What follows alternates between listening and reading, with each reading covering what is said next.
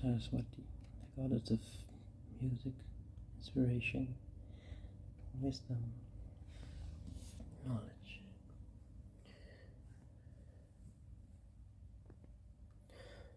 For me, good practice starts often with lighting some incense. It can help me get in the moment. And the moment is what it's about. So it often helps me to start in the early morning. I'm not often a morning person, but the morning is the sattvic time of the day. It's truly a time, can be a time of seeing the beauty come alive, and from sattvic time, so like holy time, we go into working time, activity time, rajasic time, and at the end of the day we go into a more tamasic time, slowing down, being more inert, lying down on the couch, that kind of thing. That refers to the three gunas, which are entrenched within bigger Hindu philosophy. And not according to Hindus, these are three gunas are part of everything. Anyways, I get distracted. So what I want to talk about is mantra yoga. So mantra yoga, I ended upon, it's preceded probably by the question about what is yoga, and finding out what yoga is not just an answer to a question, but it's also a process and a way to find. But in a word, I would say yoga is equanimity in seeing the beautiful, but being grounded within yourself and not swept away, seeing the ugly and getting not swept away, but staying with yourself, staying balanced. So attaining that equanimity, or even enlightenment in yoga, can be a tool. Can be an end, can be a tool. There are many different ways to reach that point, but often it's described in 4 archetypes. So the way of Raja, the way of Bhakti, the way of Karma, and the way of Janani, the way of the Janani. Anyways, it goes a bit too far to go into everyone extensively, but Raja is often seen as the royal way, the way of meditation, finding basically yourself in the moment, I would say here right now.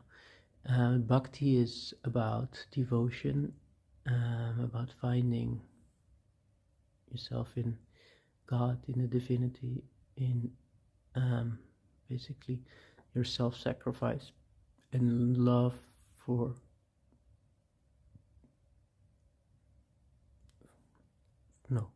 love. And then the way of karma, even more so, the way of self-sacrifice, and the way of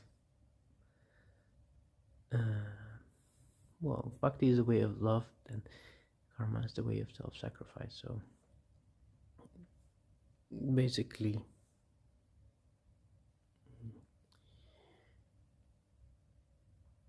always trying to be your best, to achieve the best, not for you but for everything.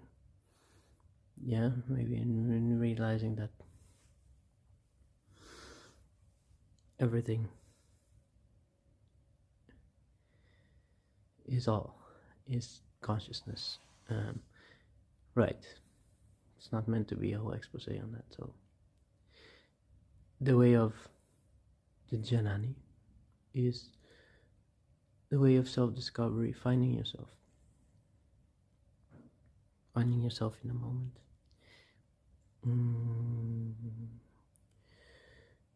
Self-realization, coming to the point where we find ourselves, but also find the oneness, find ourselves in consciousness. Anyways, so what is mantra yoga? Mantra yoga for me is a tool to, it can be used as a tool to work in all those ways. It can definitely be a tool of bhakti, and is often seen and known as way of bhakti, about showing devotion, showing worship. But it can definitely also be a tool of self-discovery. I mean, sending your voice out, sending those vibrations out, finding that frequency, finding that common frequency in the moment and being in tune. It can also be a way of meditation. Seeing the pretty, seeing the unpretty, experiencing it rather than seeing it, and paying no heed to it, but being there without judgment, and learning to just find that frequency. And for me personally, it's definitely also a tool for the way of karma. I mean, if I go there with a mindset of why not going there with a mindset of like, I need to make this class work, I need to make, hope that people will donate a lot of money, or I'm gonna ask them so much euros to come to me, playing the harmonium and me singing for 50 euro. Yeah, that's not the mindset. All those things are not wrong per se. I mean, sometimes you need to organize an event, right? So it's the thing, the world is not for free, but the way you ground yourself in your practice and the way you share it with others can also definitely be a way of karma experience.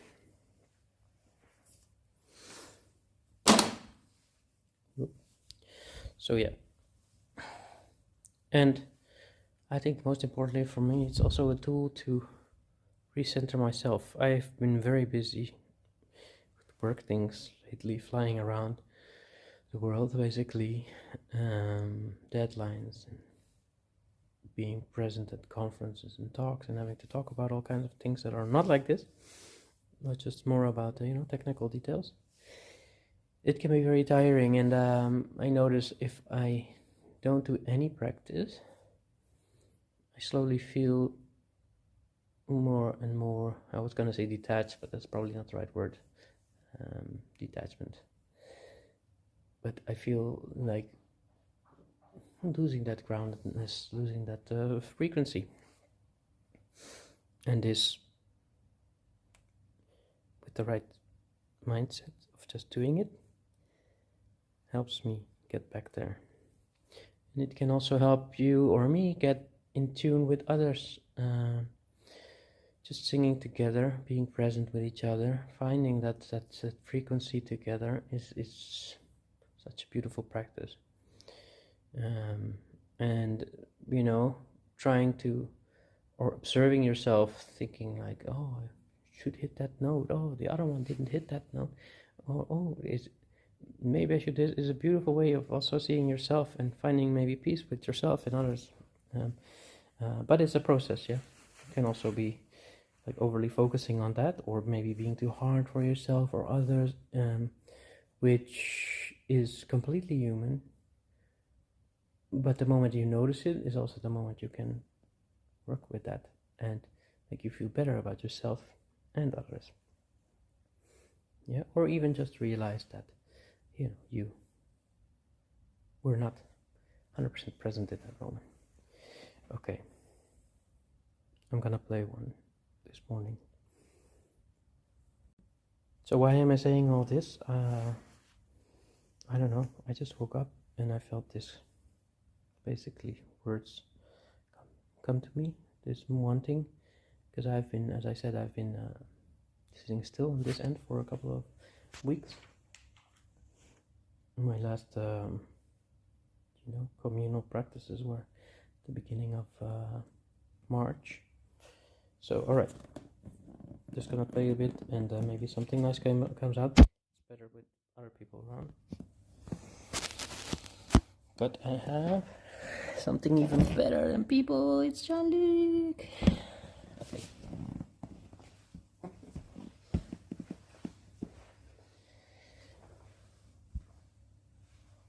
Are you gonna stand in front of the camera? Yeah, that's how it's gonna go.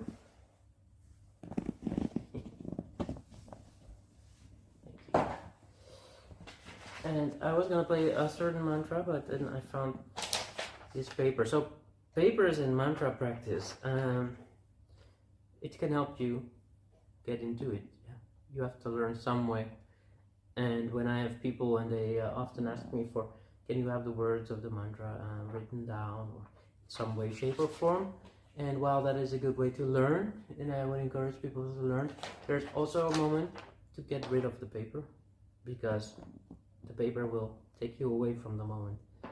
Yeah, I've been sitting in the beginning I was looking at all these Sanskrit words and looking at my paper strongly not being present. What I found is a Hanuman Chalisa.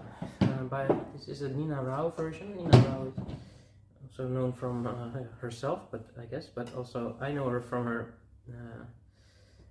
practices with Krishna Das. And this version I learned with Ellen Arthur, my teacher in Bali. I'm sorry about the camera, it's I guess it's on my face instead of the harmonium. My phone is balancing against something. I had a dream this night that I was playing the harmonium. My apartment had been used for the second time by people partying like it was a nightclub, using my swimming pool that I don't really have, but in my dream I did. And to my dismay, they used my harmonium and they wanted me to play it in a market square, but it was all busted up. So I was there basically fixing it up and then getting anxious about having to play in some random market. But here I am.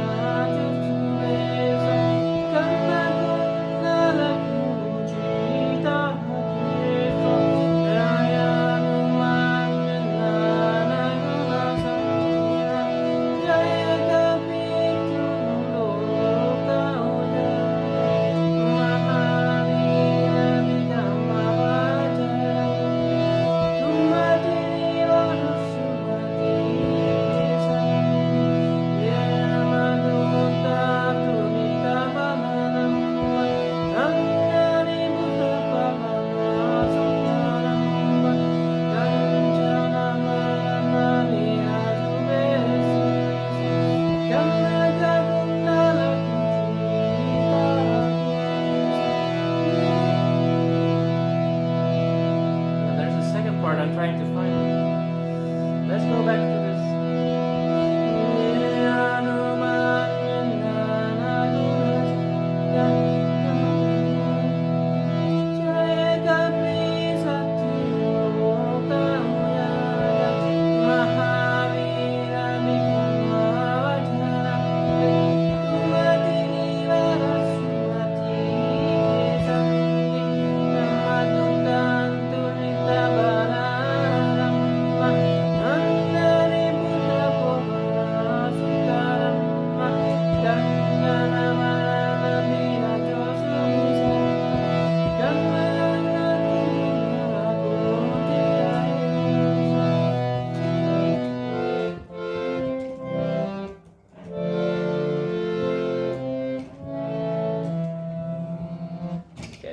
I'm trying to find the second part, but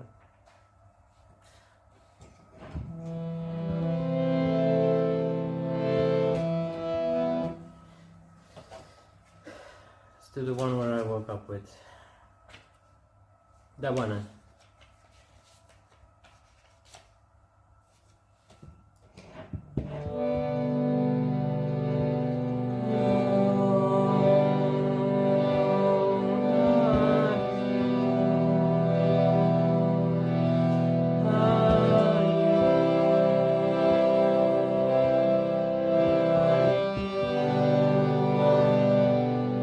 Audio means basically dropping the mask.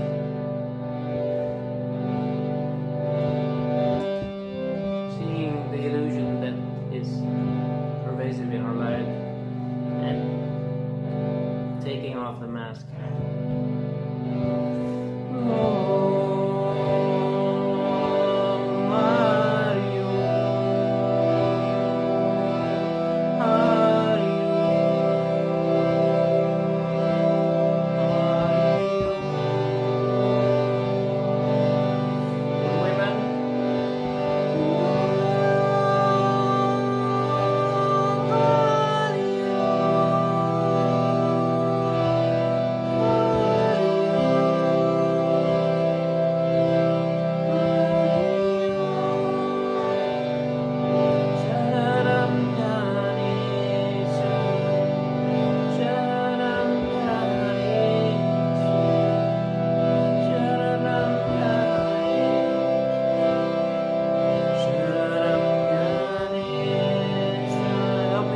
Obstacles that have come in my path.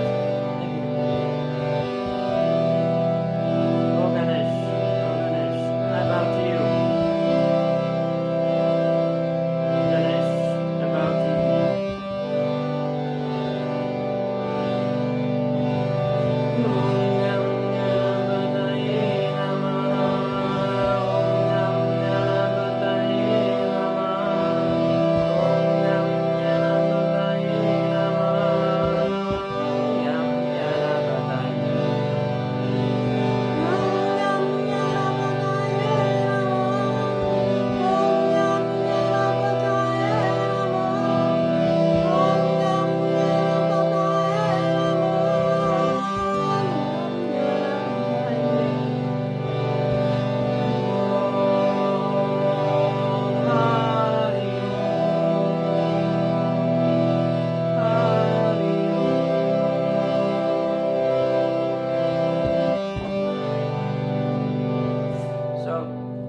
You can sing along and get lost in it, and that's a wonderful thing. There will be self-judgment. I mean, just look at me trying a new mantra. You know, in the beginning it's like, I can't do this. What am I doing? What am I doing? And then I find a certain flow, and I go with it. And then I realize I want more, and I go back to it. You know, everything will come whenever it's due to come.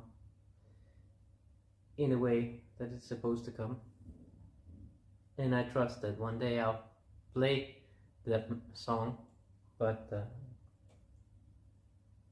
this was about finding what I have right in front of me, and then kind of finding it, making a building block, so that the next time I remember what I did now on an instinctive muscle memory level, and then you know, find some new bands the next time maybe, or just being happy with finding it right.